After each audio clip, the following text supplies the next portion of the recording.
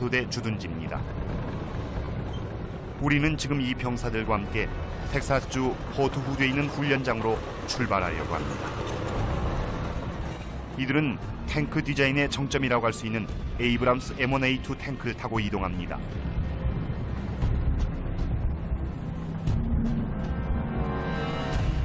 이 살인기계의 면모를 하나씩 자세히 살펴보면 시간의 흐름에 따라 탱크가 어떻게 진화해 왔는지 알 수 있습니다. 대포는 3km 밖에서 움직이는 표적을 맞힐 수 있을 정도의 뛰어난 무기로 진화했습니다.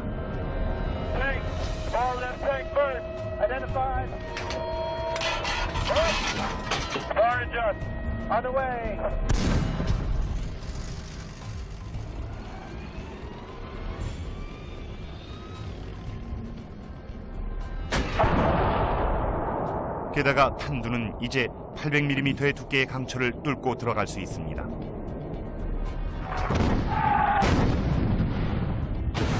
하지만 탱크는 이러한 무기들보다 훨씬 강력한 무기로 진화했습니다. 게다가 덩치와 어울리지 않는 속도와 기동성까지 갖추고 있죠. 이처럼 엄청난 탱크의 위력은 1991년 에이브람스가 첫 실전에 참가하면서 증명됐습니다.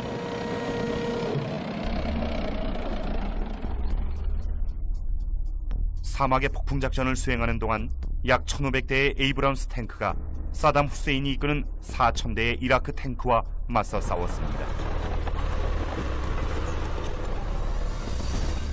수적인 열세에도 불구하고 에이브람스 탱크는 전쟁 내내 우세한 위치를 고수했습니다. We were on a 25-kilometer front, and the winds were gusting up to 60 miles an hour. I mean, I called the cavalry squadron commander, the great Terry Tucker, and I said, "What's your visibility like?" He said, 1 to 300 meters. But we know they're here somewhere. Right after that, boom, we slammed into them. And I can still see that fight with the tracers, a pause, and then a tank turret going 60 feet in the air when all that ammunition and everything else blew up as a result of the hit by our tankers. 4일 만에 미군은 단 한 명의 탱크 승무원도 잃지 않은 채 대부분의 이라크 탱크를 완전히 소탕했습니다. 70톤 무게의 에이브람스는 빠른 기동성과 발포 능력으로 전장에서 자신의 가치를 마음껏 드러냈지만 사실 이 전형적인 전쟁 무기가 시작부터 이렇게 훌륭했던 것은 아닙니다. 1900년대 초 엔지니어 데이비드 로버츠는 영국 동부의 진흙투성이 논밭을 가로지르는 트랙터의 바퀴가 진흙에 빠지지 않을 수 있는 방법을 연구하고 있었습니다. 데이비드는 결국 나무 조각을 댄 톱니바퀴용 체인을 고안해냈죠.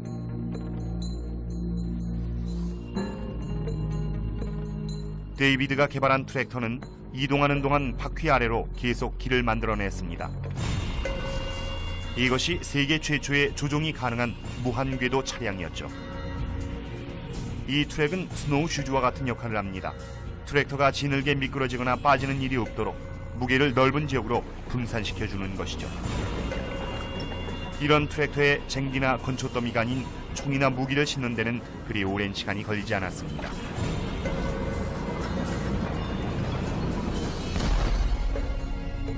프랑스 북부의 진흙투성이 전쟁터에서 제1차 세계대전은 옴짝달싹도 할 수 없는 지경에 이르렀습니다.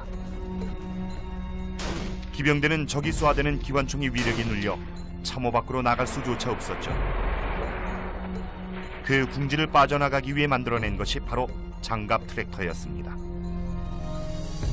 하지만 로버츠의 발명으로부터 탄생한 탱크는 군 역사가 데이비드 플래처의 설명에 따르면 오늘날 우리가 알고 있는 탱크와는 전혀 달랐습니다. This is a Mark IV tank from 1917. The gun is in a sponson on the side. The main reason for this is that within the tank, the engine occupies most of the center of the vehicle.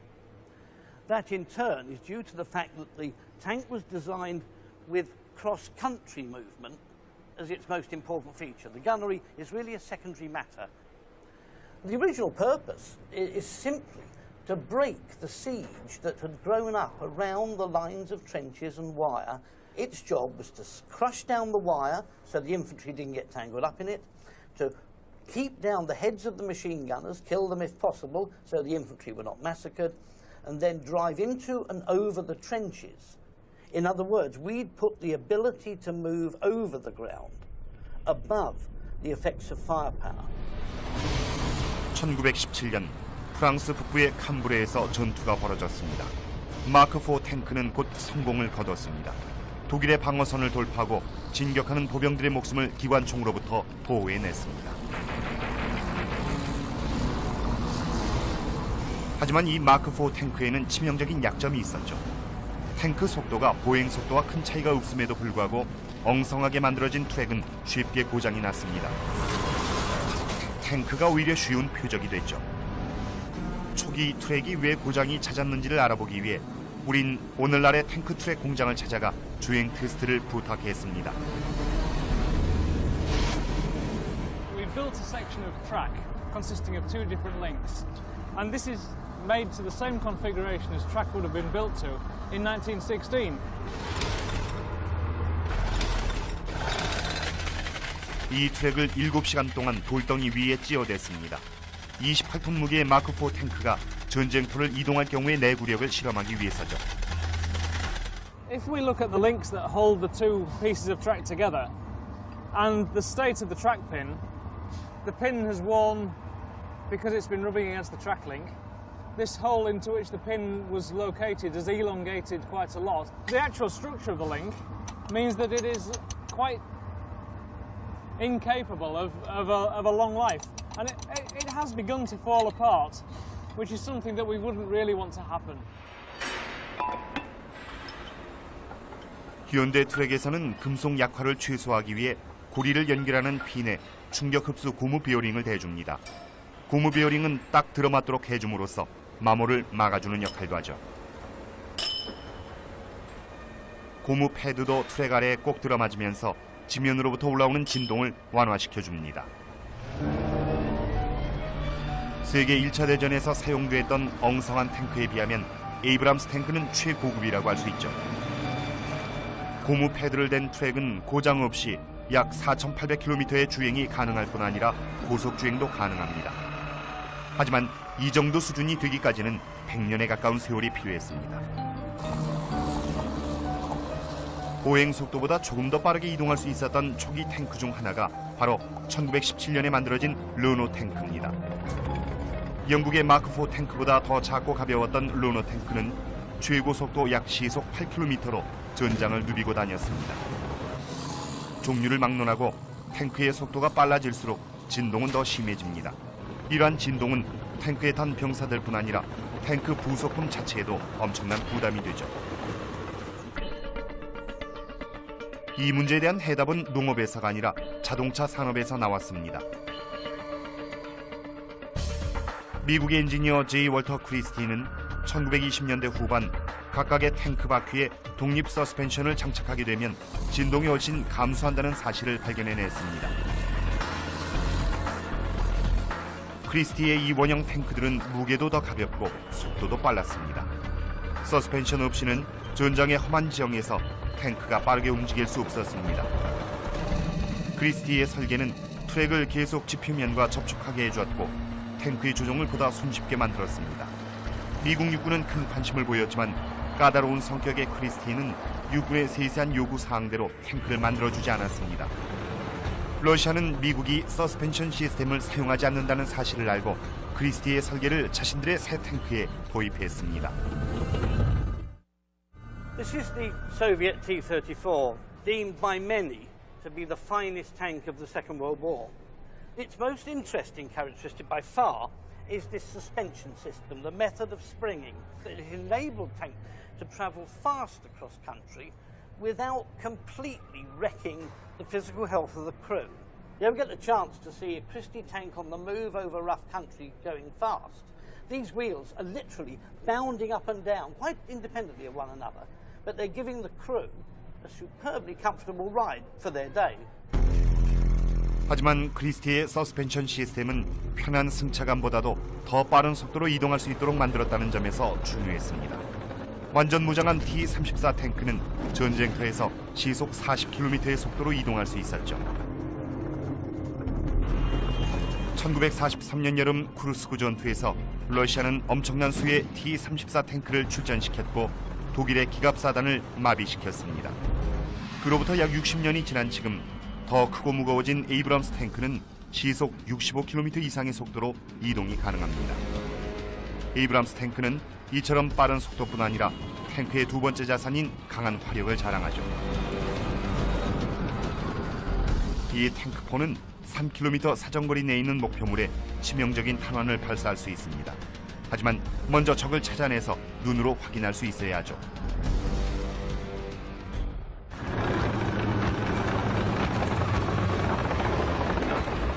(1991년) 사막의 폭풍작전을 수행하는 동안 수적으로 열세였던 미국 전차부대는 익숙지 않은 지형과 혹독한 날씨에서 야간 전투를 경험하게 됐습니다. 하지만 목표물을 추적해 잡아내는 데 있어 에이브럼스 탱크는 기술적으로 우세했죠.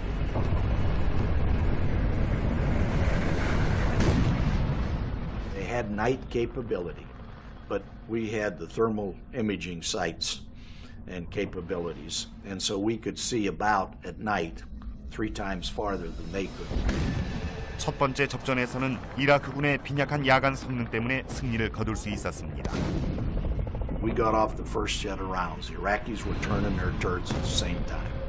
We got off the first set of rounds. 2/3 the Iraqi tanks were on fire. The next volley from our guns before they could fire, and all of them were dead. 에이브럼스 탱크의 연령상 시스템은 전장에서 열을 발산하는 물체는 모두 잡아낼 수 있습니다. 빛이 아닌 열을 감지하기 때문에 어둠 속에서도 임무를 수행할 수 있었죠.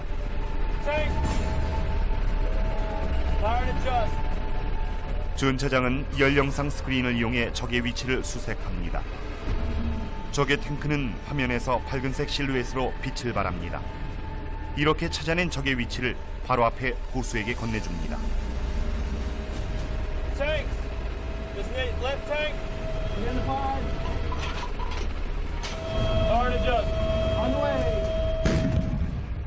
Our job is to work together as a team. We have a gunner's position here. He's the guy they call the killer in the hunter-killer team, and I'm the hunter.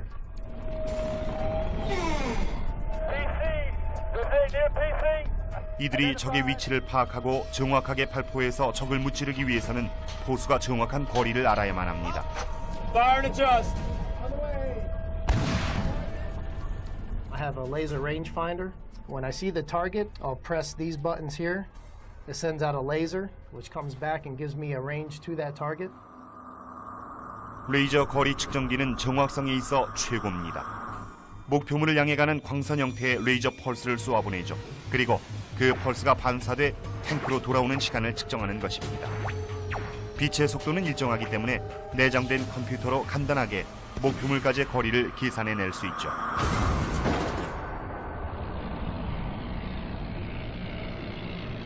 이러한 레이저 기술 덕분에 에이브럼스 대원들은 험한 지형을 최고 속도로 이동하면서 움직이는 적의 위치를 파악하고 명중시킬 수 있습니다. 세계 1차 대전 중이던 1916년 전쟁터에서 탱크 안의 포수들은 이러한 기술의 혜택을 거의 누리지 못했습니다. 이들은 몇 번의 시행착오를 통해 목표물까지의 거리를 측정했습니다.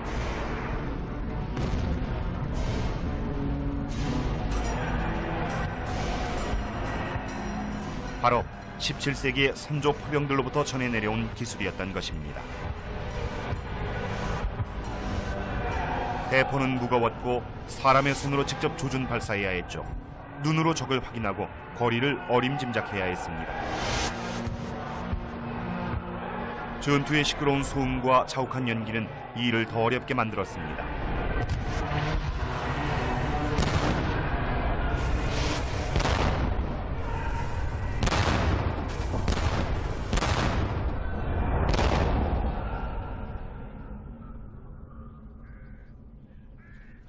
우린 대포 전문가 콜린 해리엇에게 대포로 표적을 조준해 명중시키는 일이 얼마나 어렵고 시간이 오래 걸리는 일인지 시범을 부탁했습니다. 콜린은 약 100m 정도 떨어진 표적을 맞추려고 합니다. 콜린의 유일한 보조기구는 직접 손으로 만든 거리 측정 자뿐입니다. 17세기의 메이저 거리 측정기의 역할을 대신했던 기구죠. This is the gunner's rule. She's a mark stick. I aim the bottom mark on the gunner's rule at the muzzle ring and aim it at what I want to shoot at. 콜린은 거리를 파악하고 목표물을 명중시킬 때까지 계속 탄환을 발사하는 협차 포격을 가할 것입니다. Uncover your vent. Firing. Give him fire.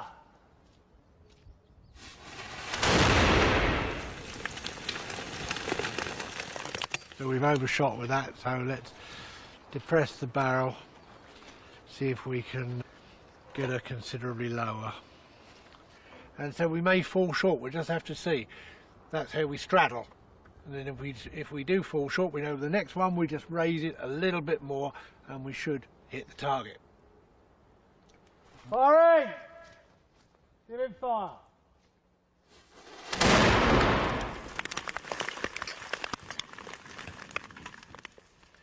Seem to have kissed in front of the target there, so we've got to elevate just a little bit more to try and smack somewhere in the middle. Firing! Give him fire! 콜린은 숙련된 포수라 비교적 빠른 편이지만 그래도 1분의 2, 3의 발사에 그칩니다. 대포 발사 후마다 생기는 연기는 그의 위치를 드러나게 하고 오히려 그를 표적으로 만들게 되죠. 300년이나 지난 후지만 세계 1차 대전의 탱크 포수들의 속도는 17세기와 크게 다르지 않았습니다.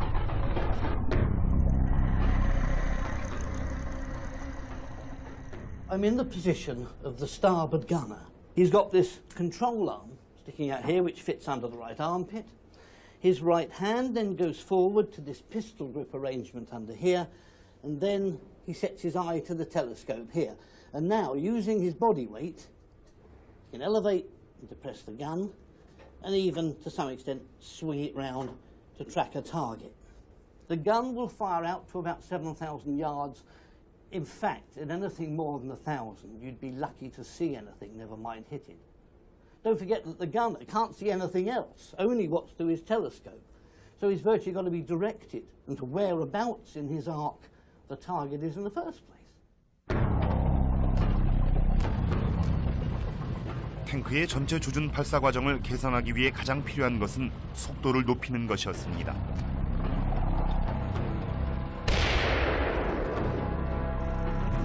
이 문제의 해결책은 육상전이 아닌 해전에서 발견됐습니다.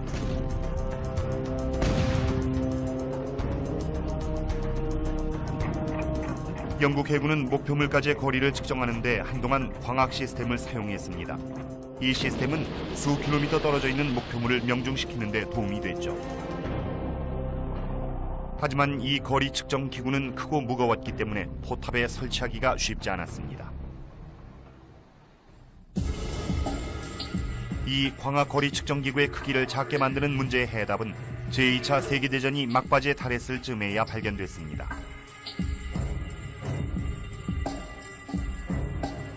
포탑의 양쪽 끝에 렌즈가 하나씩 설치됐습니다. 각각의 렌즈는 프리즘을 이용해 동일한 저환경으로 연결됐죠.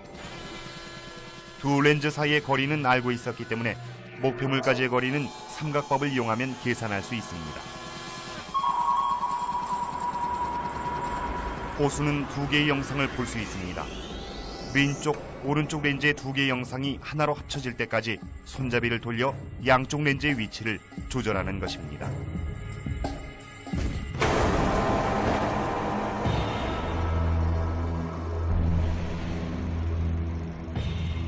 이 같은 광학 거리 측정 기술의 진보는 탱크로 하여금 훨씬 먼 거리의 목표물도 명중시킬 수 있도록 해주었습니다. 이에 따라 탱크 설계자들은 더 강한 화력을 지닌 탱크포를 설치할 수 있게 됐죠. 제2차 세계대전에서 가장 강력했던 탱크는 독일의 타이거 탱크였습니다. It's an 88mm high-velocity gun that was originally designed for anti-aircraft work. And the British had already come to dread it in the desert. The Germans had enough flexibility in their system to convert their anti-aircraft guns into the anti-tank role. With a gun like that, the sort of accuracy and hitting power it's got, you could take out other tanks at ranges where they cannot effectively take you out in return. That's its real asset, that big gun. 적이라면 닥치는 대로 파괴할 수 있었지만 타이거 탱크에도 하나의 약점이 있었습니다. 이동하는 동안은 포를 발사할 수 없다는 점이었죠. 이동 중에 발사할 경우 강한 반동으로 인해 포탑에 큰 타격을 입힐 수 있기 때문입니다. 병사들은 탱크를 잠시 멈추고 포탑을 회전시킨 뒤 자물쇠를 열고 포구를 움직여 조준한 후 발사했죠. 이 복잡한 과정을 끝냈을 즈음에는 대포의 장점은 써먹지도 못한 채 오히려 적의 목표가 될 수도 있었습니다. 더 작은 대포를 설치한 탱크라더라도 이동 중에는 포신이 위아래로 심하게 움직이기 때문에 정확하게 명중시키기는 쉽지 않았죠. 엔지니어들은 험한 지형에도 대포가 흔들리지 않도록 고정시킬 수 있는 방법을 찾아내야만 했습니다.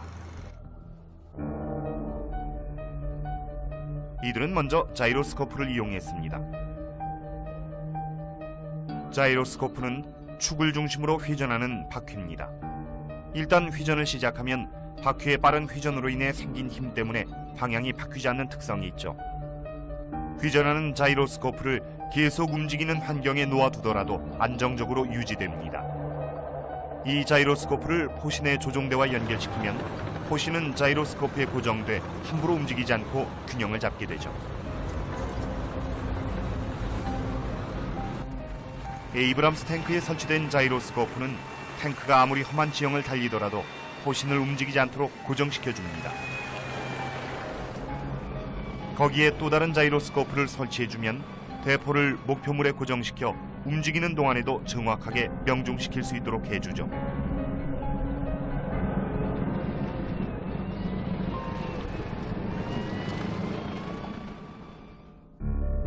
이제 탱크는 움직이는 동안에도 발사할 수 있는 강하고 정확한 대포까지 갖추게 됐고, 이제 설계자들은 그 대포가 발사하는 탄약으로 관심을 돌릴 수 있었죠. 제2차 세계대전 도중 설계자들은 이 치명적인 무기의 가장 강력한 포탄을 만들어냈습니다. 그 중에 하나가 바로 점착탄이라고 불리는 포탄이죠. 이 포탄은 탱크 장갑을 뚫고 들어가지 않고도 탑승한 병사들을 살상할 수 있는 무기입니다. 이 무기의 치명적인 특성을 확인하기 위해 우린 화학자이자 폭약 설계자인 시드니 올포드에게 실험을 부탁했습니다. So here we have 150 grams of plastic explosive. 시드니는 강철 장갑을 금속판에 용접시켰고 이것을 실물 크기의 포탑 옆에 장착했습니다. I'm going to plonk it onto that target. Thus. 지금 시드니는 장갑을 뚫지 않고도 포탑 내부를 파괴할 수 있는지를 실험하려고 합니다. I'll plonk it a bit more. That's such a 시드니가 두드리고 있는 이 플라스틱 폭약은 실제 점착탄의 성능을 보여줄 Here we are. 것입니다. That now represents the explosive which has arrived inside a shell which has squashed itself against the target. Detonator. 원래는 무해하고 비활성인 플라스틱 폭약이 기폭제를 연결함으로써 집 한 채를 통째로 날려버릴 수 있을 만큼 파괴적인 무기로 변합니다. 멜론이 병살 대신에 앉아 있습니다. Goodbye, Melon. That's it, right? Firing! 4, 3, 2, 1.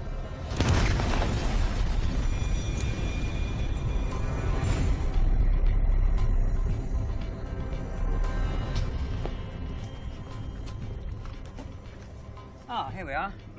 단순히 겉으론 시드니의 점착탄이 임무 수행에 실패한 것처럼 보입니다. But if you look round the back of the plate, I think I see one former melon, which is no more. And here, still warm. You would not like to share the inside of a tank with this travelling at, I would guess, roughly the speed of sound. 이 강철 조각은 전차 장갑의 내부에서 떨어져 나온 조각입니다. What I'll do now is unbolt this and we can have a good look. There we are.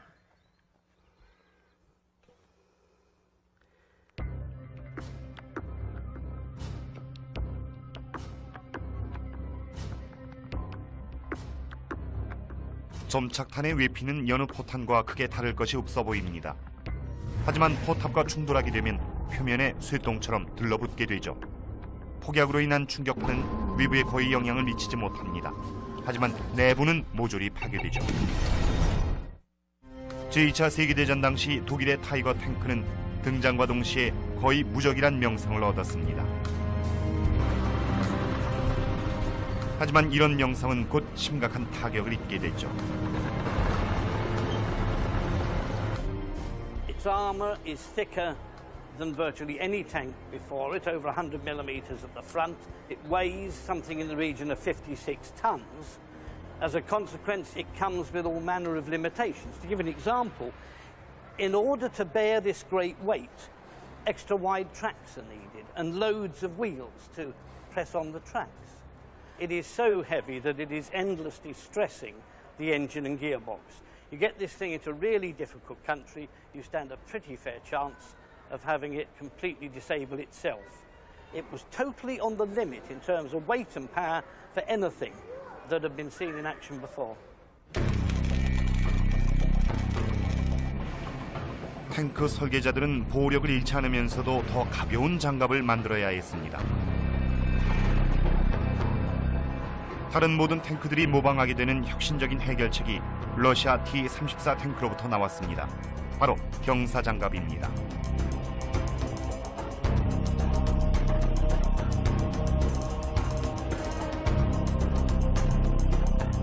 이 장갑은 수직으로 세웠을 때 두께가 100mm입니다. 이제 30도 각도로 기울게 되면 두께는 그 2배인 200mm가 되죠. 장갑의 두께를 100mm로 유지하는데 원래의 반만큼의 강철만 있으면 되는 것입니다. 덕분에 탱크의 무게를 크게 줄일 수 있었죠. T-34의 경사장갑엔 한 가지 불리한 면이 있었습니다. 탱크 앞쪽의 운전수와 포수를 위한 공간이 훨씬 좁다는 거였죠. 해결 방안은 탑승자 수를 줄이는 것이었습니다. 경사장갑의 장점은 일부 재래식 포탄을 그냥 튕겨낼 수 있다는 점입니다.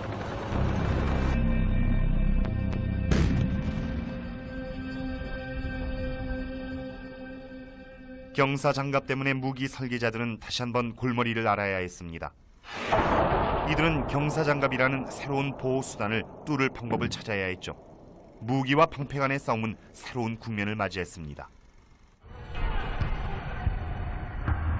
보다 치명적인 무기를 찾기 위해 설계자들은 역사를 뒤집어보던 중 놀랍게도 17세기에 발견된 원리에서 해답을 찾아낼 수 있었습니다. 대규모 포위 공격의 시대가 되면서 포수들은 대포가 점점 위력을 잃어가고 있다는 걸 깨달았습니다. 포탄은 포신에 걸리지 않도록 헐거워져야만 했죠. 그 때문에 화약으로 생긴 압력의 상당량이 곡선 부위로 빠져나가게 됐습니다. 포수들은 이 틈을 메울 수 있는 독창적인 방법을 고안해냈습니다. 바로 탄저판이라 불리는 나무마개였습니다.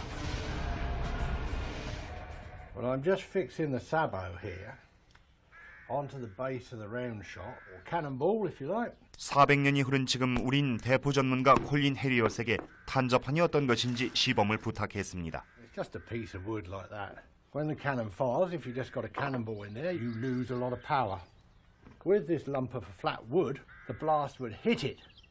And before this blows apart and disintegrates, in that millisecond, that will give the initial impetus and will throw the cannonball further and faster. 바로 그런 원리였습니다. 이 원리를 증명하기 위해 콜린은 2번의 실험을 준비했습니다. 콜린은 곧 보실 임시 표적을 향해 탄저판을 부착하지 않은 그냥 포탄과 수제 탄저판을 부착한 포탄을 각각 발사해 비교할 예정입니다. 두 번의 발사 모두 목표물까지의 거리는 동일하고 화약의 양과 포탄의 크기와 무게도 두 개가 완전 동일하죠. 다만 어느 쪽이 더 위력이 센지를 판가름하기 위한 실험입니다. The plan is to shoot a naked ball. Ball's gone in. She's primed and she's ready to go. Even. Give fire.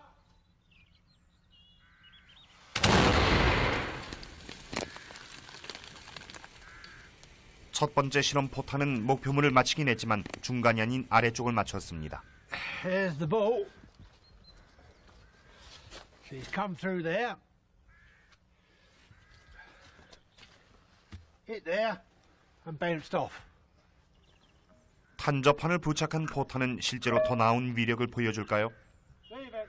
Give him fire.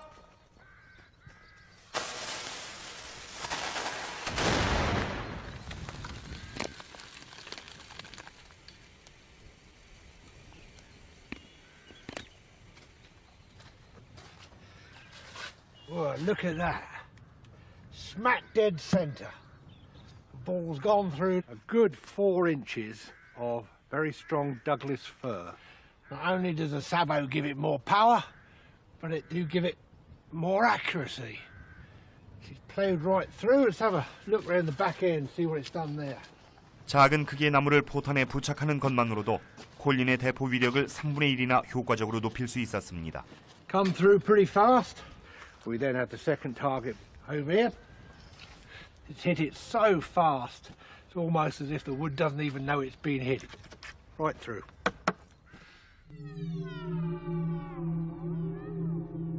제2차 대전이 막바지에 접어들던 1943년, 영국을 위해 일하던 한 벨기에 과학자는 탄저판 원리를 한 단계 더 발전시켰습니다. 라디슬라우스 포뮤터는 발사체의 크기가 작을수록 대기를 훨씬 빠른 속도로 비행한다는 사실을 발견했죠. 게다가 포탄이 텅스텐 카바이드처럼 중금속 물질로 만들어지면 아무리 두터운 철갑이라도 뚫을 수 있습니다. 하지만 어떻게 커다란 대포에서 작은 포탄을 발사할 수 있을까요?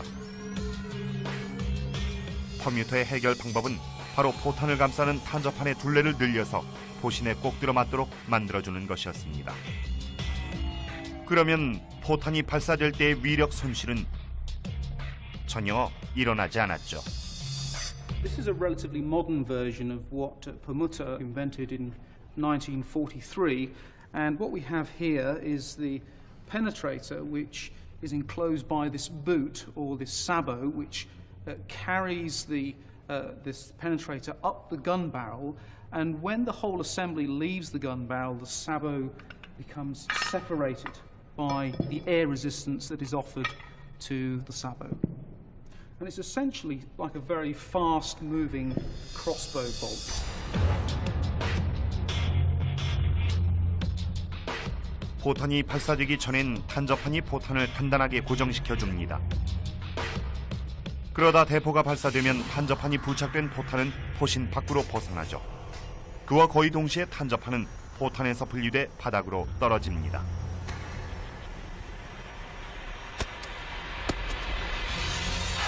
이렇게 날아간 포탄은 충격에도 폭발하지 않고 빠른 속도와 밀도 덕분에 장갑을 뚫고 들어가 내부에 큰 피해를 입히게 됩니다. This is an example of a target that's been struck by a 120mm sabot round. And here we have the type of projectile that was used. And as you can see around the outside of the target, we can see quite a significant amount of plastic deformation. In other words, the material has moved apart and has been permanently deformed as the projectile penetrates. 이러한 철갑탄의 탄생은 새로운 개념의 장갑을 필요하게 만들었습니다. 설계자들은 특수 복합 재료를 실험했습니다. 강철 사이에 세라믹과 유리 섬유층들을 끼워 넣은 것입니다. 몇 개의 층은 점착탄의 충격파 전달을 감소시켰습니다. 또 다른 층들은 새로운 철갑탄에 대한 저항도가 높았죠.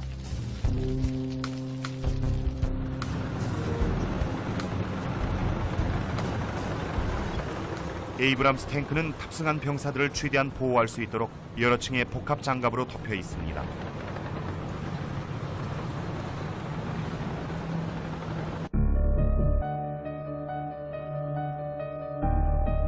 (1991년) 제1차 걸프전에서 이 복합 장갑은 미국 병력에 또 다른 전술상의 우위를 선사했습니다. 폴 펑크 육군 중장입니다. In Desert Storm, we knew we could not be penetrated in the frontal 60-degree arc, which is generally the best protected part of any fighting vehicle. We knew that we we could not be penetrated at ranges over 500 meters. So our idea was we were going to stand off at least 500 meters in any kind of a direct fire fight with tanks or with their missiles, and we believed we could defeat them without losing our own crews. In fact, that proved to be true. 뛰어난 장갑이란 적에게 더 강력한 공격이 가능하다는 걸 의미했습니다. I can recall one battalion commander talking about his guy calling him back, one of his company commanders, and telling him the RPGs are bouncing off the tanks up here. And he thought that was pretty good, as he said, and I thought it was damn good. I mean, that's a great feeling, not one that you want to go out and try every day, but nevertheless, when you have that happen, you know that gives you a little extra boost because you know your equipment's working the way it was supposed to. 보다 강력한 파괴 능력을 가진 무기들이 경쟁적으로 계속해서 개발됐습니다. 그 중에 하나가 바로 제2차 세계대전에서 처음 사용됐던 성형 작약탄이죠. 단순하고 어디든 휴대 가능한 이 무기는 가까운 거리로 접근할 수만 있다면 탱크를 무력화시킬 수 있었습니다.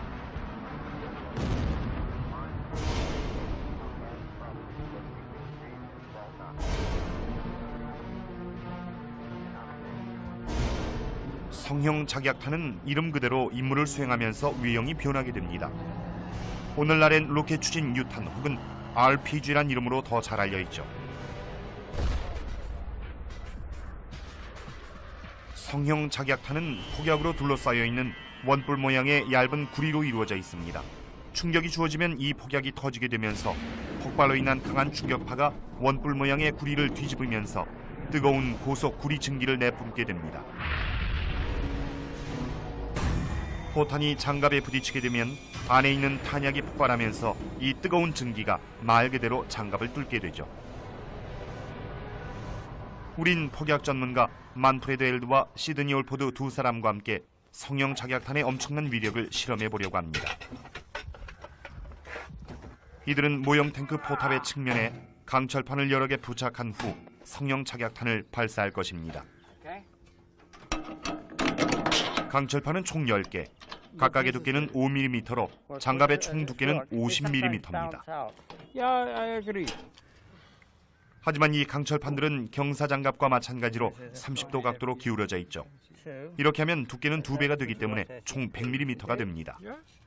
Can we move it in, please? Yep. How much? Leave it in 3 centimeters. What is the stand of exactly now? 250 millimeters. 250. And you 1, 2, 3. 만프레드와 시드니는 실제와 똑같이 재현하기 위해 성형 작약탄의 구리 원뿔과 장갑판 사이에 적당한 거리를 뒀습니다. Better not tell him what's going to happen. No.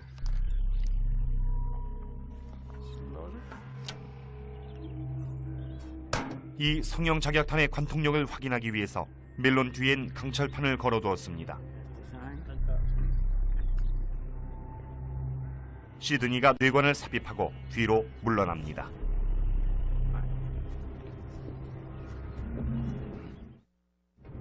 Okay, ready to fire. Fire. 4, 3, 2, 1.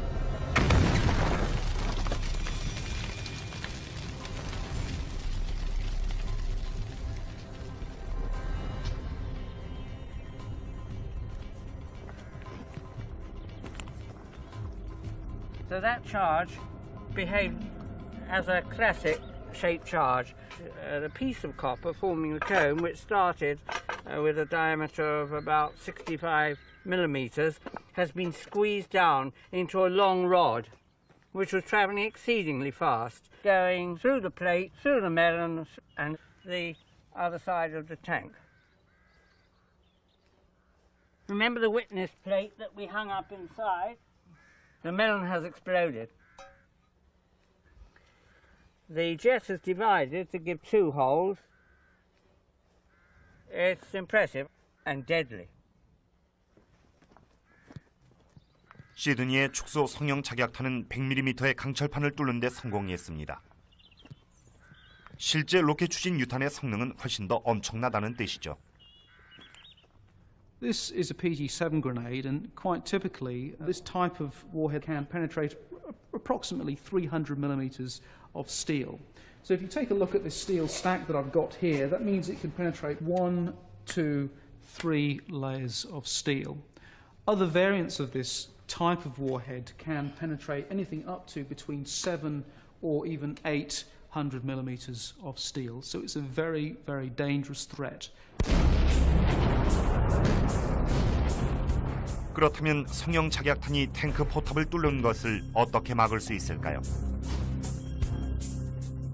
젊은 시절의 만프레드 헬드는 1967년에 있었던 6.1 전쟁 이후 중동으로 향했습니다. 사막에 버려진 부서진 탱크 장갑으로 성형 작약탄을 실험하기 위해서였죠.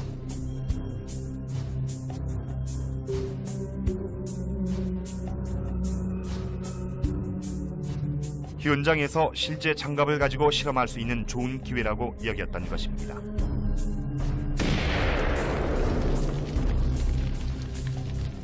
만프레드는 자신의 실험을 촬영하면서 몇몇 탱크는 성형 작약탄에 더 적은 피해를 입는다는 사실을 발견했습니다. 성형 작약탄이 포탑 내에 남아있는 탄약을 폭발시켰다는 걸 깨달은 거죠. 그 폭발이 어떤 식으로든 성형 작약탄의 위력을 상쇄시킨 것입니다. 만프레드는 우연히 엄청난 가능성을 지닌 뭔가를 발견하게 됐습니다. 훗날 이것을 폭발 반발 장갑이라고 이름 붙였죠. 폭발 반발 장갑은 두 개의 강철판 사이에 폭약을 집어넣어 만든 판이라고 할 수 있습니다. 성형 작약탄이 여기에 부딪히게 되면 장갑 사이에 폭약이 터지면서 강철판 사이가 크게 벌어지게 되고 들어오는 미사일을 튕겨내는 것이죠. 만프레드 헬드의 디자인은 탱크 위벽에 여러 개의 폭발물 상자를 고정시켜둔 형태였습니다. 좀 더 최근에 나온 장갑의 개념이라고 할 수 있죠. 만프레드의 발명품을 확인해보기 위해 만프레드와 시드니 올포드에게 다시 한번 성형 작약탄 발사를 부탁했습니다. What we'll do now, we'll fire exactly the same charge, at exactly the same distance, at exactly the same target. But this time, we now have a layer of Professor Helt's armor. 폭발 반발 장갑의 한 가지 약점은 탱크 바깥쪽에 서 있는 사람이 폭탄의 파편에 맞을 수도 있다는 점입니다. 시드니는 파편으로부터의 안전을 위해 보호 차량을 설치했습니다. Everybody ready? I'm ready. Okay. Firing! 4, 3, 2, 1.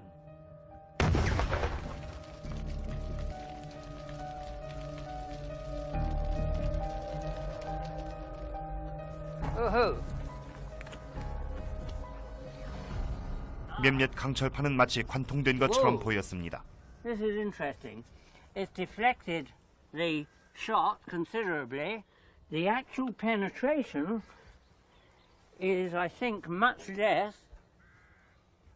And may I congratulate you, Professor Helms, your arm has worked very well. It hasn't come through.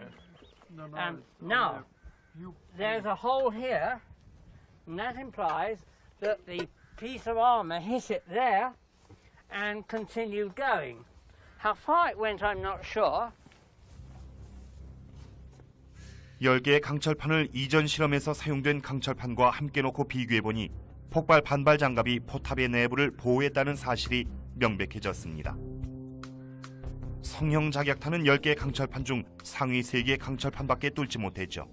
I think that this is a pretty unambiguous demonstration of the effectiveness of reactive armour. That's pretty conclusive.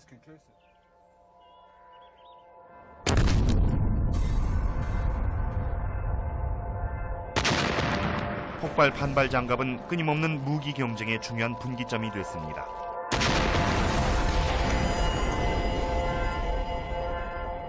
이러한 신기술은 다가올 미래엔 탄두가 탱크에 닿기도 전에 미리 감지해 폭파시키는 액티브 아머 시스템이 나올 수도 있음을 의미합니다.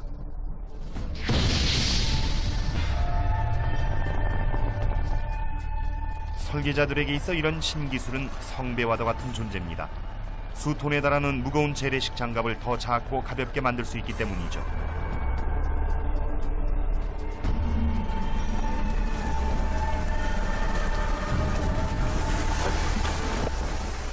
이 기술은 이제 탱크는 구식이 됐으며 기동 타격대를 위한 좀 더 빠른 운송 수단이 필요하다고 생각하는 전술가들에게 답이 될 수 있습니다.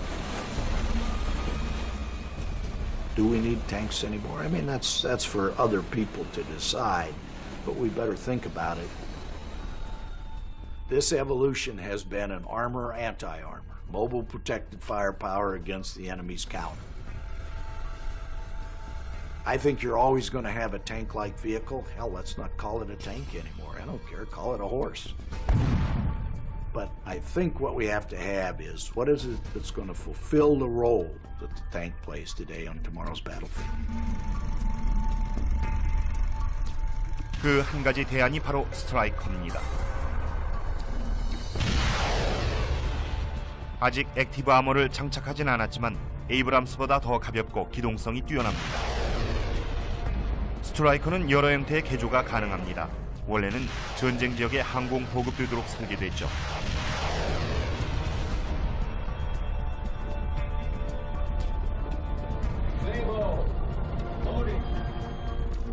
내부에는 자동 장전 대포가 장착돼 있고 음성 명령과 스크린에 나타난 가상 전장이 혹시 잘못될 수 있는 첨단 기술에 복잡성을 더하고 있습니다. 최근 이라크 전투에서는 스트라이커의 약점이 발견됐습니다. 값비싼 장갑이 로켓 추진 유탄에 취약하다는 점이었죠. 만약 추가로 다른 장갑을 갖출 경우 덩치가 너무 커져 항공 보급이 불가능하기 때문에 기동성이 떨어지게 됩니다.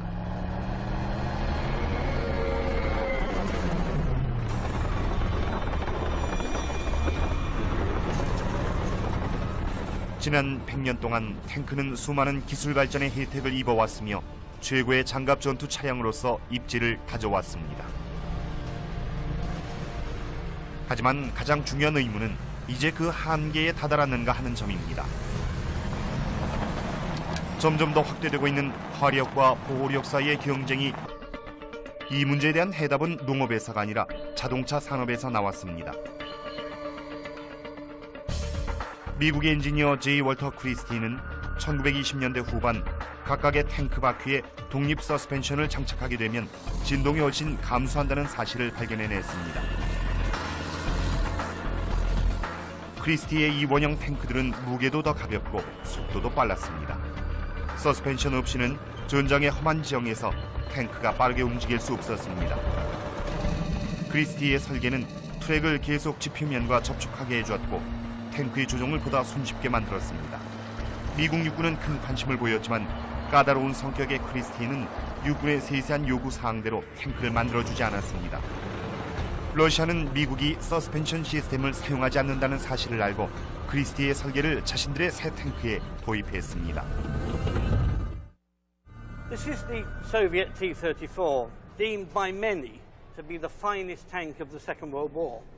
Its most interesting characteristic by far is this suspension system, the method of springing. It enabled tanks to travel fast across country without completely wrecking the physical health of the crew. You ever get the chance to see a Christie tank on the move over rough country going fast? These wheels are literally bounding up and down quite independently of one another, but they're giving the crew a superbly comfortable ride for their day. 하지만 크리스티의 서스펜션 시스템은 편한 승차감보다도 더 빠른 속도로 이동할 수 있도록 만들었다는 점에서 중요했습니다. 완전 무장한 T-34 탱크는 전쟁터에서 시속 40km의 속도로 이동할 수 있었죠. 1943년 여름 쿠르스크 전투에서 러시아는 엄청난 수의 T-34 탱크를 출전시켰고 독일의 기갑사단을 마비시켰습니다. 그로부터 약 60년이 지난 지금 더 크고 무거워진 에이브럼스 탱크는 시속 65km 이상의 속도로 이동이 가능합니다. 에이브럼스 탱크는 이처럼 빠른 속도뿐 아니라 탱크의 두 번째 자산인 강한 화력을 자랑하죠. 이 탱크포는 3km 사정거리 내에 있는 목표물에 치명적인 탄환을 발사할 수 있습니다. 하지만 먼저 적을 찾아내서 눈으로 확인할 수 있어야 하죠.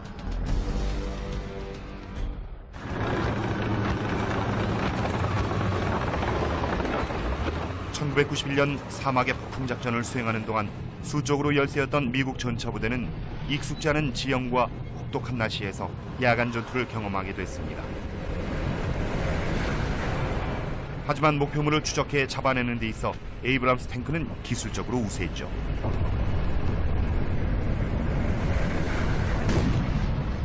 They had night capability, but we had the thermal imaging sights and capabilities, and so we could see about at night 3 times farther than they could. 첫 번째 접전에서는 이라크군의 빈약한 야간 성능 때문에 승리를 거둘 수 있었습니다. We got off the first set of rounds. The Iraqis were turning their turrets at the same time. We got off the first set of rounds. 2/3 the Iraqi tanks were on fire. The next volley from our guns before they could fire, and all of them were dead. 에이브람스 탱크의 연령상 시스템은 전장에서 열을 발산하는 물체는 모두 잡아낼 수 있습니다. 빛이 아닌 열을 감지하기 때문에 어둠 속에서도 임무를 수행할 수 있었죠.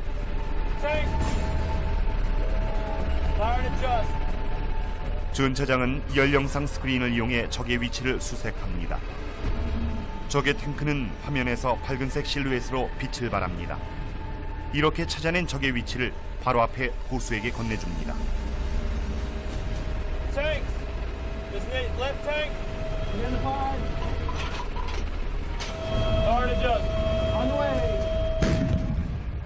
Our job is to work together as a team. We had a gunner's position here. He's the guy they call the killer in the hunter-killer team, and I'm the hunter.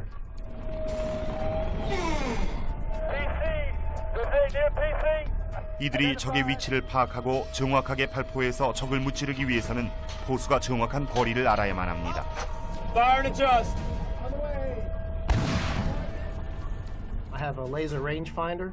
When I see the target, I'll press these buttons here. It sends out a laser, which comes back and gives me a range to that target.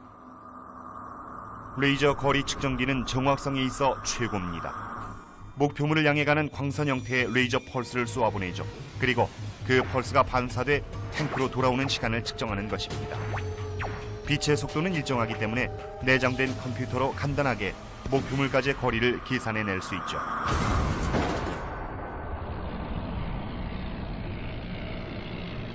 이러한 레이저 기술 덕분에 에이브람스 대원들은 험한 지형을 최고 속도로 이동하면서 움직이는 적의 위치를 파악하고 명중시킬 수 있습니다.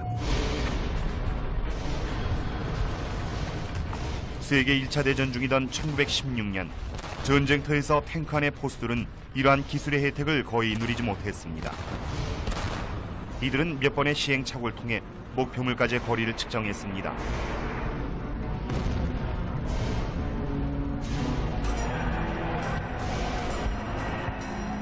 바로 17세기의 선조 포병들로부터 전해 내려온 기술이었던 것입니다.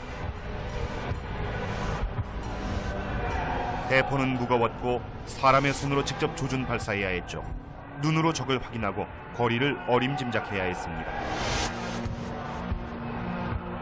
전투의 시끄러운 소음과 자욱한 연기는 이 일을 더 어렵게 만들었습니다.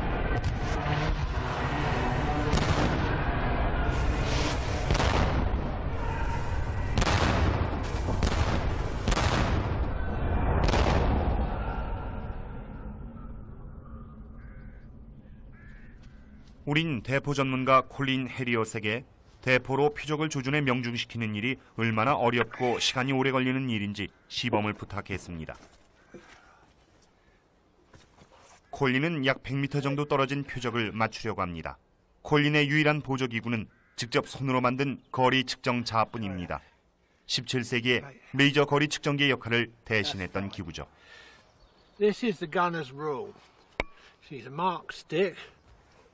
I aim the bottom mark on the gunner's rule at the muzzle ring and aim it at what I want to shoot at.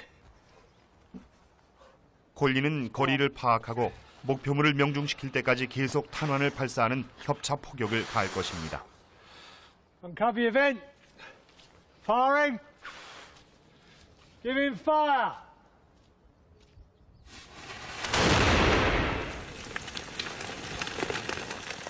So we've overshot with that, so let's depress the barrel, see if we can get her considerably lower. And so we may fall short, we'll just have to see. That's how we straddle. And then if we do fall short, we know the next one we just raise it a little bit more and we should hit the target. Firing! Giving fire.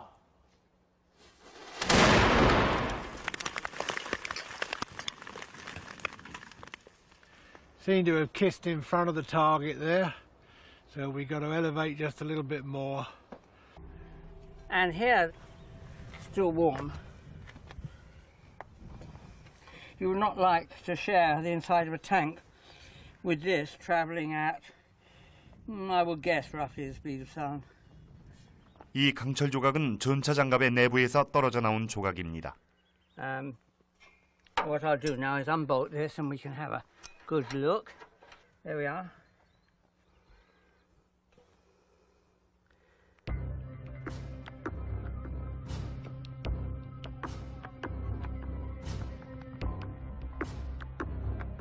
점착탄의 외피는 여느 포탄과 크게 다를 것이 없어 보입니다. 하지만 포탑과 충돌하게 되면 표면에 쇠똥처럼 들러붙게 되죠. 폭약으로 인한 충격파는 외부에 거의 영향을 미치지 못합니다. 하지만 내부는 모조리 파괴되죠. 제2차 세계대전 당시 독일의 타이거 탱크는 등장과 동시에 거의 무적이란 명성을 얻었습니다. 하지만 이런 명성은 곧 심각한 타격을 입게 됐죠. Its armour is thicker than virtually any tank before it, over 100 millimetres at the front. It weighs something in the region of 56 tons. As a consequence, it comes with all manner of limitations. To give an example, in order to bear this great weight, extra wide tracks are needed and loads of wheels to press on the tracks. It is so heavy that it is endlessly stressing the engine and gearbox. You get this thing into a really difficult country, you stand a pretty fair chance of having it completely disable itself. It was totally on the limit in terms of weight and power for anything that had been seen in action before. 탱크 설계자들은 보호력을 잃지 않으면서도 더 가벼운 장갑을 만들어야 했습니다. 다른 모든 탱크들이 모방하게 되는 혁신적인 해결책이 러시아 T-34 탱크로부터 나왔습니다. 바로 경사 장갑입니다.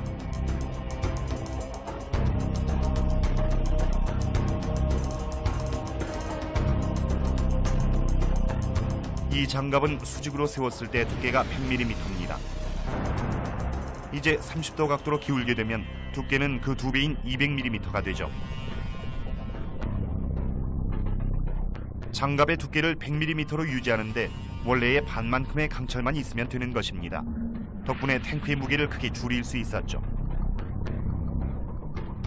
T-34의 경사 장갑엔 한 가지 불리한 면이 있었습니다. 탱크 앞쪽의 운전수와 포수를 위한 공간이 훨씬 좁다는 거였죠. 해결 방안은 탑승자 수를 줄이는 것이었습니다. 경사 장갑의 장점은 일부 재래식 포탄을 그냥 튕겨낼 수 있다는 점입니다.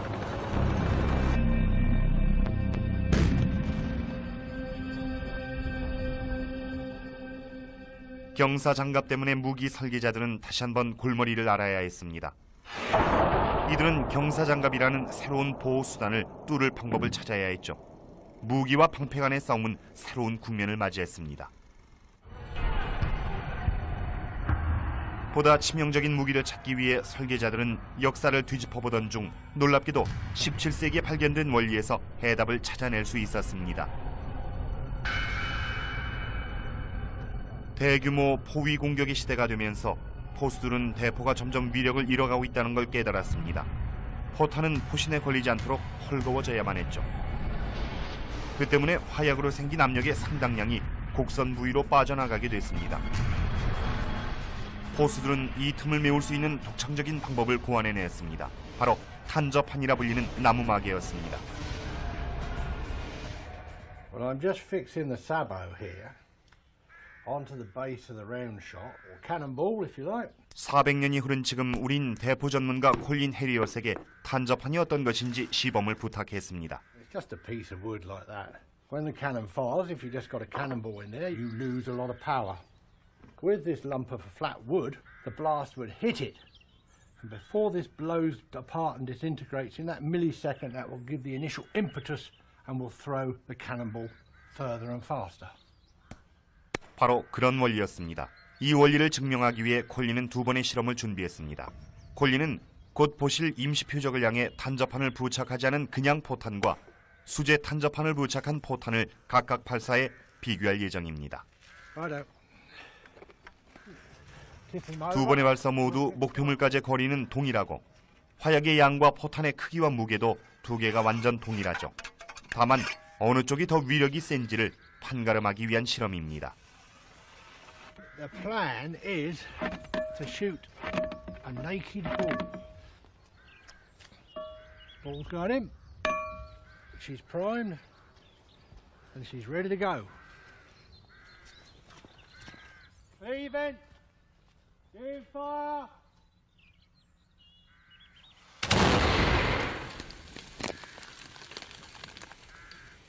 첫 번째 실험 포탄은 목표물을 맞히긴 했지만 중간이 아닌 아래쪽을 맞췄습니다. Here's the ball. She's come through there. Hit there and bounced off. 탄저판을 부착한 포탄은 실제로 더 나은 위력을 보여줄까요? Leave it. Give him fire.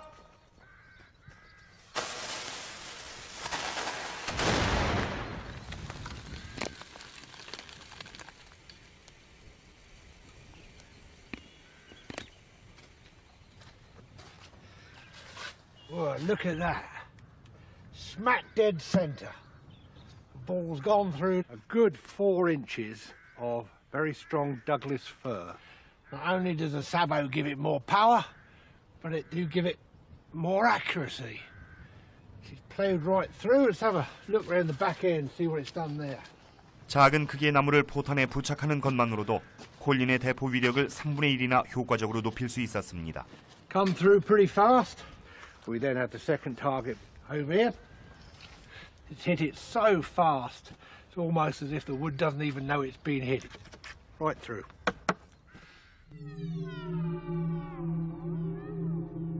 제2차 대전이 막바지에 접어들던 1943년, 영국을 위해 일하던 한 벨기에 과학자는 탄저판 원리를 한 단계 더 발전시켰습니다. 라디슬라우스 퍼뮤터는 발사체의 크기가 작을수록 대기를 훨씬 빠른 속도로 비행한다는 사실을 발견했죠. 게다가 포탄이 텅스텐 카바이드처럼 중금속 물질로 만들어지면 아무리 두터운 철갑이라도 뚫을 수 있습니다. 하지만 어떻게 커다란 대포에서 작은 포탄을 발사할 수 있을까요? 퍼뮤터의 해결 방법은 바로 포탄을 감싸는 탄저판의 둘레를 늘려서 포신에 꼭 들어맞도록 만들어주는 것이었습니다. 그러면 포탄이 발사될 때의 위력 손실은 전혀 일어나지 않았죠. This is a relatively modern version of what Permutter invented in 1943, and what we have here is the penetrator, which is enclosed by this boot or this sabot, which carries the this penetrator To try and smack somewhere in the middle. Firing. Give him fire. 콜린은 숙련된 포수라 비교적 빠른 편이지만 그래도 1분의 2, 3의 발사에 그칩니다. 대포 발사 후마다 생기는 연기는 그의 위치를 드러나게 하고 오히려 그를 표적으로 만들게 되죠. 300년이나 지난 후지만 세계 1차 대전의 탱크 포수들의 속도는 17세기와 크게 다르지 않았습니다.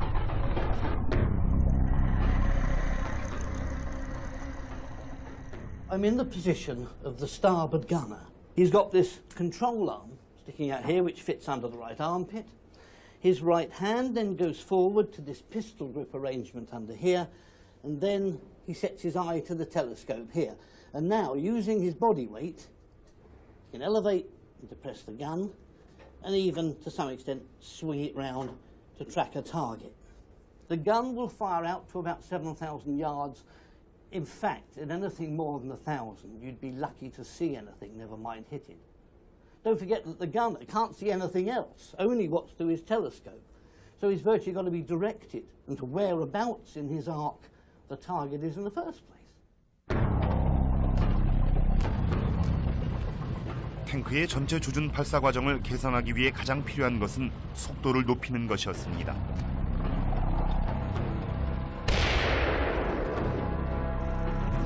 이 문제의 해결책은 육상전이 아닌 해전에서 발견됐습니다.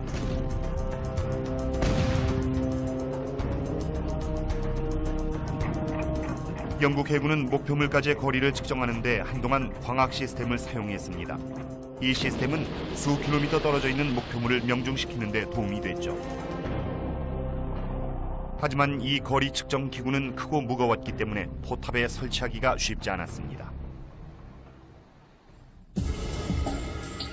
이 광학 거리 측정 기구의 크기를 작게 만드는 문제의 해답은 제2차 세계대전이 막바지에 달했을 즈음에야 발견됐습니다.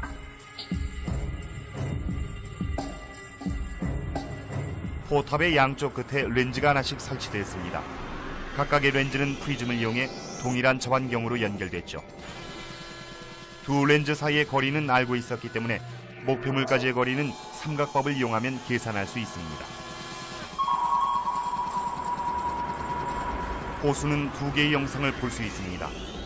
왼쪽, 오른쪽 렌즈의 두 개의 영상이 하나로 합쳐질 때까지 손잡이를 돌려 양쪽 렌즈의 위치를 조절하는 것입니다.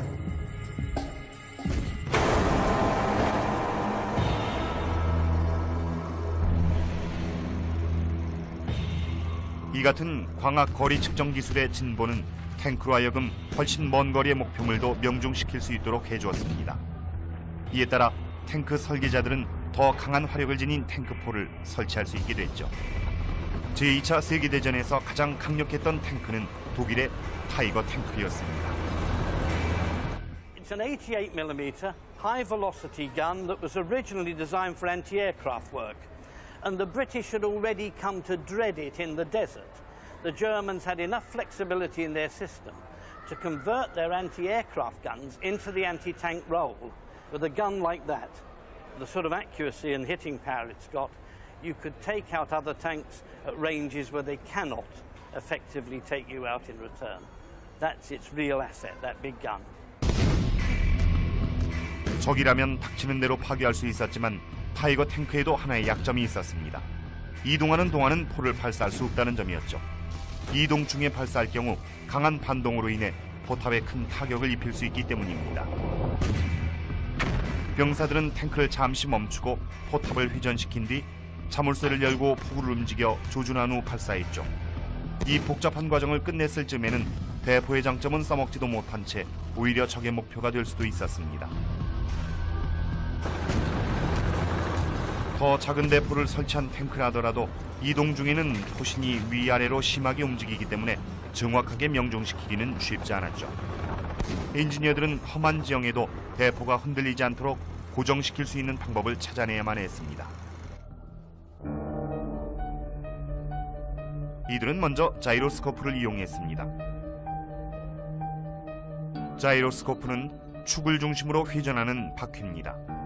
일단 회전을 시작하면 바퀴의 빠른 회전으로 인해 생긴 힘 때문에 방향이 바뀌지 않는 특성이 있죠.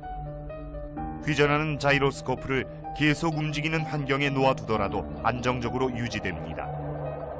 이 자이로스코프를 포신의 조종대와 연결시키면 포신은 자이로스코프에 고정돼 함부로 움직이지 않고 균형을 잡게 되죠. 에이브람스 탱크에 설치된 자이로스코프는 탱크가 아무리 험한 지형을 달리더라도 포신을 움직이지 않도록 고정시켜줍니다. 거기에 또 다른 자이로스코프를 설치해주면 대포를 목표물에 고정시켜 움직이는 동안에도 정확하게 명중시킬 수 있도록 해주죠.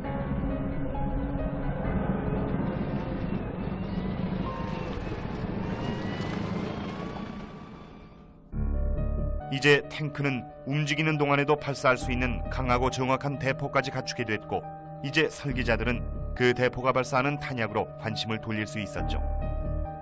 제2차 세계대전 도중 설계자들은 이 치명적인 무기의 가장 강력한 포탄을 만들어냈습니다. 그 중에 하나가 바로 점착탄이라고 불리는 포탄이죠. 이 포탄은 탱크 장갑을 뚫고 들어가지 않고도 탑승한 병사들을 살상할 수 있는 무기입니다. 이 무기의 치명적인 특성을 확인하기 위해 우린 화학자이자 폭약 설계자인 시드니 올포드에게 실험을 부탁했습니다. So here we have 150 grams of plastic explosive. 시드니는 강철 장갑을 금속판에 용접시켰고 이것을 실물 크기의 포탑 옆에 장착했습니다. I'm going to plonk it onto that target. Thus. 지금 시드니는 장갑을 뚫지 않고도 포탑 내부를 파괴할 수 있는지를 Don't 실험하려고 worry about 합니다. my plonking it. I'll plonk it a bit more. That's such a... 시드니가 두드리고 있는 이 플라스틱 폭약은 실제 점착탄의 성능을 보여줄 Here we are. 것입니다. That now represents the explosive which has arrived inside a shell which has squashed itself against the target. Detonator. 원래는 무해하고 비활성인 플라스틱 폭약이 기폭제를 연결함으로써 집 한 채를 통째로 날려버릴 수 있을 만큼 파괴적인 무기로 변합니다. 멜론이 병살 대신에 앉아 있습니다. Goodbye, Melon. That's it, right? Firing! 4, 3, 2, 1.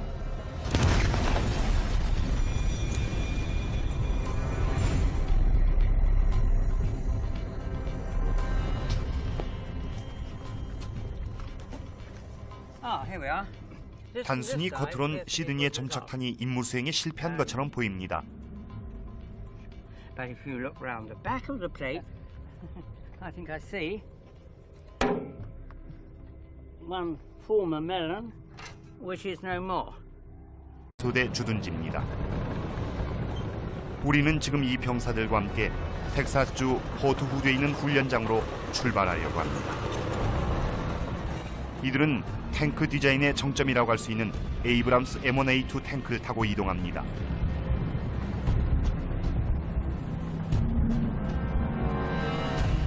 이 살인기계의 면모를 하나씩 자세히 살펴보면 시간의 흐름에 따라 탱크가 어떻게 진화해 왔는지 알 수 있습니다. 대포는 3km 밖에서 움직이는 표적을 맞힐 수 있을 정도의 뛰어난 무기로 진화했습니다.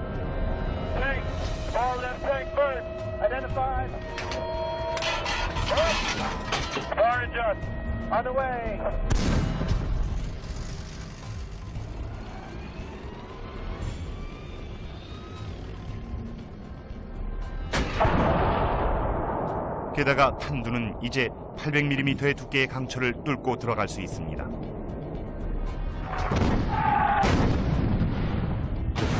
하지만 탱크는 이러한 무기들보다 훨씬 강력한 무기로 진화했습니다.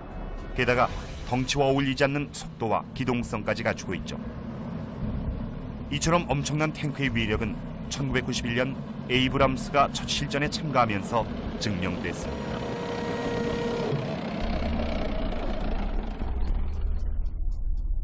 사막의 폭풍 작전을 수행하는 동안 약 1,500대의 에이브람스 탱크가 사담 후세인이 이끄는 4,000대의 이라크 탱크와 맞서 싸웠습니다. 수적인 열세에도 불구하고 에이브람스 탱크는 전쟁 내내 우세한 위치를 고수했습니다. We were on a 25-kilometer front, and the winds were gusting up to 60 miles an hour. I mean, I called the cavalry squadron commander, the great Terry Tucker, and I said, "What's your visibility like?" He said, 1 to 300 meters. But we know they're here somewhere. Right after that, boom, we slammed into them. I can still see that fight with the tracers, a pause, and then a tank turret going 60 feet in the air when all that ammunition and everything else blew up as a result of the hit by our tankers. 4일 만에 미군은 단 한 명의 탱크 승무원도 잃지 않은 채 대부분의 이라크 탱크를 완전히 소탕했습니다. 70톤 무게의 에이브람스는 빠른 기동성과 발포 능력으로 전장에서 자신의 가치를 마음껏 드러냈지만 사실 이 전형적인 전쟁 무기가 시작부터 이렇게 훌륭했던 것은 아닙니다. 1900년대 초 엔지니어 데이비드 로버츠는 영국 동부의 진흙투성이 논밭을 가로지르는 트랙터의 바퀴가 진흙에 빠지지 않을 수 있는 방법을 연구하고 있었습니다. 데이비드는 결국 나무 조각을 댄 톱니바퀴용 체인을 고안해냈죠.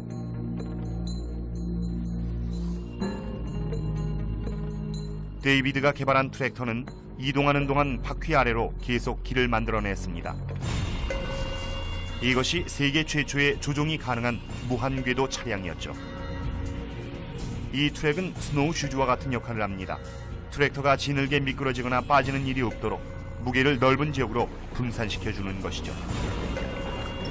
이런 트랙터에 쟁기나 건초더미가 아닌 총이나 무기를 싣는 데는 그리 오랜 시간이 걸리지 않았습니다.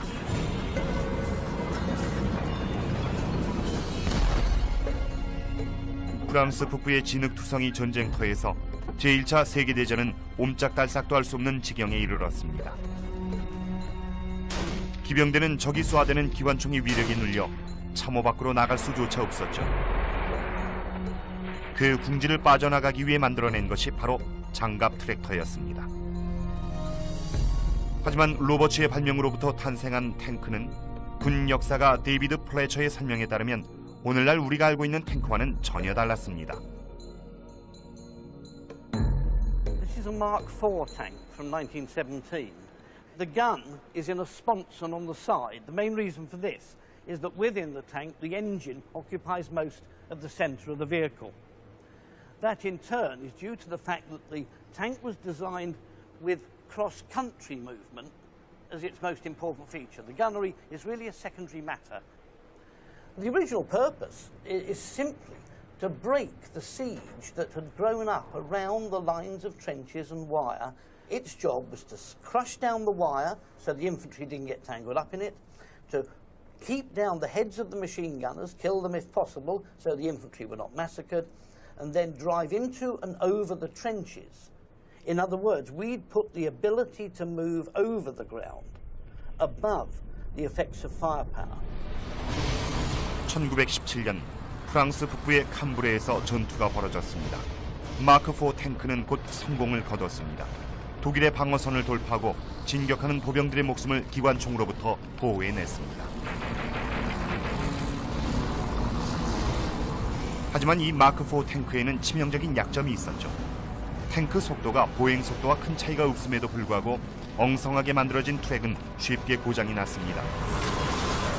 탱크가 오히려 쉬운 표적이 됐죠. 초기 트랙이 왜 고장이 잦았는지를 알아보기 위해 우린 오늘날의 탱크 트랙 공장을 찾아가 주행 테스트를 부탁했습니다. We built a section of track consisting of two different links, and this is made to the same configuration as track would have been built to in 1916. 이 트랙을 7시간 동안 돌덩이 위에 찌어댔습니다. 28톤 무게의 마크 4 탱크가 전쟁터를 이동할 경우의 내구력을 실험하기 위해서죠. If we look at the links that hold the two pieces of track together and the state of the track pin, the pin has worn because it's been rubbing against the track link. This hole into which the pin was located has elongated quite a lot. The actual structure of the link means that it is quite incapable of a long life, and it has begun to fall apart, which is something that we wouldn't really want to happen. 현대 트랙에서는 금속 약화를 최소화하기 위해 고리를 연결하는 핀에 충격 흡수 고무 베어링을 대줍니다. 고무 베어링은 딱 들어맞도록 해줌으로써 마모를 막아주는 역할도 하죠. 고무 패드도 트랙 아래에 꼭 들어맞으면서 지면으로부터 올라오는 진동을 완화시켜줍니다. 세계 1차 대전에서 사용됐던 엉성한 탱크에 비하면 에이브람스 탱크는 최고급이라고 할 수 있죠. 고무 패드를 댄 트랙은 고장 없이 약 4,800km의 주행이 가능할 뿐 아니라 고속 주행도 가능합니다. 하지만 이 정도 수준이 되기까지는 100년에 가까운 세월이 필요했습니다. 보행 속도보다 조금 더 빠르게 이동할 수 있었던 초기 탱크 중 하나가 바로 1917년에 만들어진 르노 탱크입니다. 영국의 마크 4 탱크보다 더 작고 가벼웠던 르노 탱크는 최고 속도 약 시속 8km로 전장을 누비고 다녔습니다. 종류를 막론하고 탱크의 속도가 빨라질수록 진동은 더 심해집니다. 이러한 진동은 탱크에 탄 병사들뿐 아니라 탱크 부속품 자체에도 엄청난 부담이 되죠. Up the gun barrel, and when the whole assembly leaves the gun barrel, the sabot becomes separated by the air resistance that is offered to the sabot. And it's essentially like a very fast-moving crossbow bolt.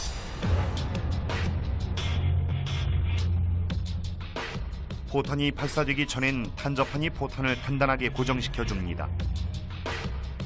그러다 대포가 발사되면 탄저판이 부착된 포탄은 포신 밖으로 벗어나죠. 그와 거의 동시에 탄저판은 포탄에서 분리돼 바닥으로 떨어집니다.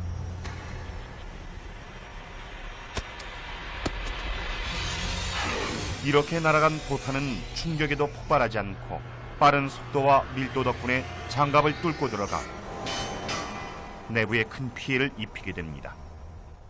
This is an example of a target that's been struck by a 120mm sabot round. And here we have the type of projectile that was used. And as you can see around the outside of the target, we can see quite a significant amount of plastic deformation.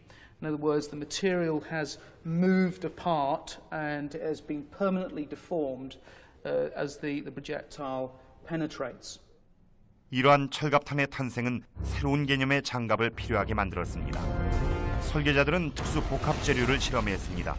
강철 사이에 세라믹과 유리 섬유층들을 끼워 넣은 것입니다. 몇 개의 층은 점착탄의 충격파 전달을 감소시켰습니다. 또 다른 층들은 새로운 철갑탄에 대한 저항도가 높았죠.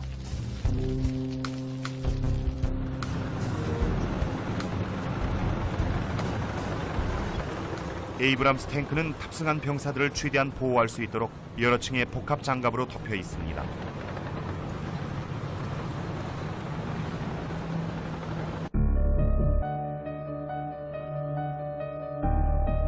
(1991년) 제1차 걸프전에서 이 복합 장갑은 미국 병력에 또 다른 전술상의 우위를 선사했습니다. 폴 펑크 육군 중장입니다. In Desert Storm, we knew we could not be penetrated in the frontal 60-degree arc, which is generally the best protected part of any fighting vehicle. We knew that we could not be penetrated at ranges over 500 meters. So our idea was we were going to stand off at least 500 meters in any kind of a direct fire fight with tanks or with their missiles, and we believed we could defeat them without losing our own crews. In fact, that proved to be true. 뛰어난 장갑이란 적에게 더 강력한 공격이 가능하다는 걸 의미했습니다. I can recall one battalion commander talking about his guy calling him back, one of his company commanders, and telling him the RPGs are bouncing off the tanks up here. And he thought that was pretty good, as he said, and I thought it was damn good. I mean, that's a great feeling, not one that you want to go out and try every day, but nevertheless, when you have that happen, you know that gives you a little extra boost because you know your equipment's working the way it was supposed to. 보다 강력한 파괴 능력을 가진 무기들이 경쟁적으로 계속해서 개발됐습니다. 그 중에 하나가 바로 제2차 세계대전에서 처음 사용됐던 성형 작약탄이죠. 단순하고 어디든 휴대 가능한 이 무기는 가까운 거리로 접근할 수만 있다면 탱크를 무력화시킬 수 있었습니다.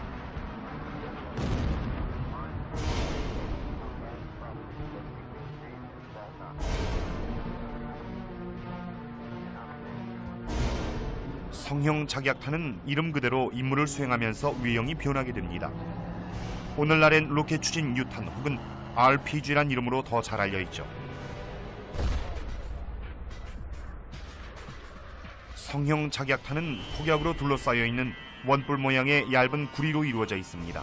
충격이 주어지면 이 폭약이 터지게 되면서 폭발로 인한 강한 충격파가 원뿔 모양의 구리를 뒤집으면서 뜨거운 고속 구리 증기를 내뿜게 됩니다. 포탄이 장갑에 부딪히게 되면 안에 있는 탄약이 폭발하면서 이 뜨거운 증기가 말 그대로 장갑을 뚫게 되죠. 우린 폭약 전문가 만프레드 엘드와 시드니 올포드 두 사람과 함께 성형 작약탄의 엄청난 위력을 실험해 보려고 합니다. 이들은 모형 탱크 포탑의 측면에 강철판을 여러 개 부착한 후 성형 작약탄을 발사할 것입니다. 강철판은 총 10개, 각각의 두께는 5mm로 장갑의 총 두께는 50mm입니다. 하지만 이 강철판들은 경사장갑과 마찬가지로 30도 각도로 기울어져 있죠. 이렇게 하면 두께는 2배가 되기 때문에 총 100mm가 됩니다. Can we move it in, please? Yep. How much? Leave it in 3 centimetres. What is the stand of exactly now? 250 millimetres. 250 and you 1, 2, 3. 만프레드와 시드니는 실제와 똑같이 재현하기 위해 성형 자격탄의 구리 원뿔과 장갑판 사이에 적당한 거리를 뒀습니다. Better not tell him what's going to happen. No.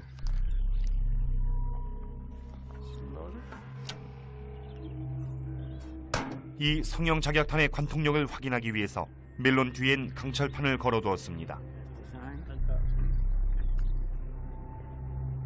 시드니가 뇌관을 삽입하고 뒤로 물러납니다.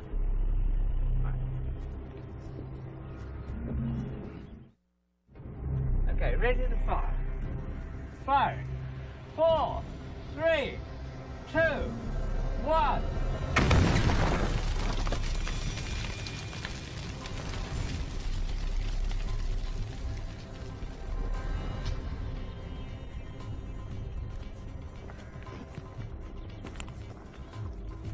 So that charge behaved as a classic shaped charge. A piece of copper forming a cone which started with a diameter of about 65 millimeters has been squeezed down into a long rod which was travelling exceedingly fast, going through the plate, through the melon and the other side of the tank. Remember the witness plate that we hung up inside? The melon has exploded. The jet has divided to give 2 holes. It's impressive and deadly. 시드니의 축소 성형 자격탄은 100mm의 강철판을 뚫는 데 성공했습니다. 실제 로켓 추진 유탄의 성능은 훨씬 더 엄청나다는 뜻이죠. This is a PG-7 grenade, and quite typically, this type of warhead can penetrate approximately 300 millimeters of steel. So if you take a look at this steel stack that I've got here, that means it can penetrate 1, 2, 3 layers of steel. Other variants of this type of warhead can penetrate anything up to between 7 or even 800 millimeters of steel. So it's a very, very dangerous threat. 그렇다면 성형 자격탄이 탱크 포탑을 뚫는 것을 어떻게 막을 수 있을까요? 젊은 시절에